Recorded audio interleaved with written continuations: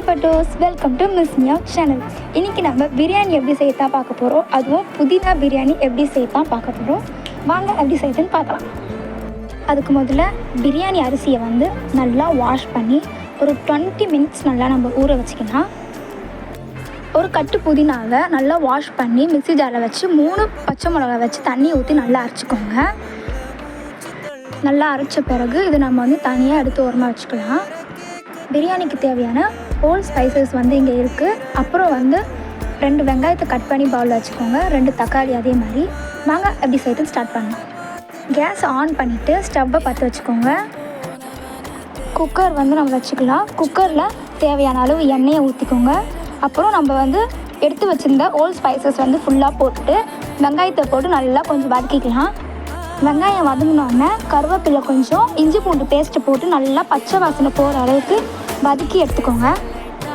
வெங்காயம் நல்லா வதங்கின உடனே தக்காளியை சேர்த்துட்டு தக்காளி நல்லா வதக்கின உடனே அரைச்சி வச்ச புதினாவை சேர்த்து நல்லா வதக்கிக்கோங்க.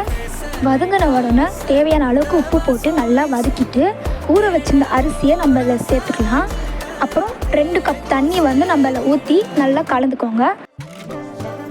குக்கர் மூடியை போட்டுட்டு 3 விசில் வந்த உடனே நம்ம ஸ்டவ் ஆஃப் பண்ணிடலாம். அவ்வளோதான், புதினா பிரியாணி ரெடி ஆயிடுச்சு. இது நல்லா கொஞ்சம் கலந்துட்டு லாஸ்ட்டாக ஃபைனல் டச்சுக்கு கொஞ்சோண்டு நெய் ஊற்றி சாப்பிட்டு பார்த்திங்கன்னா அவ்வளோ அருமையாக இருக்கும். குழந்தைங்களுக்குலாம் ரொம்ப பிடிக்கும். ஸ்கூலுக்குலாம் கட்டி கொடுக்கறதுக்கு ரொம்ப அருமையாக இருக்கும். இந்த லஞ்சு சீக்கிரமாகவும் இருக்கும். நீங்கள் இந்த வீடியோ பிடிச்சிருந்ததுன்னா லைக் பண்ணுங்கள், ஷேர் பண்ணுங்கள், கமெண்ட் பண்ணுங்கள். பாய்.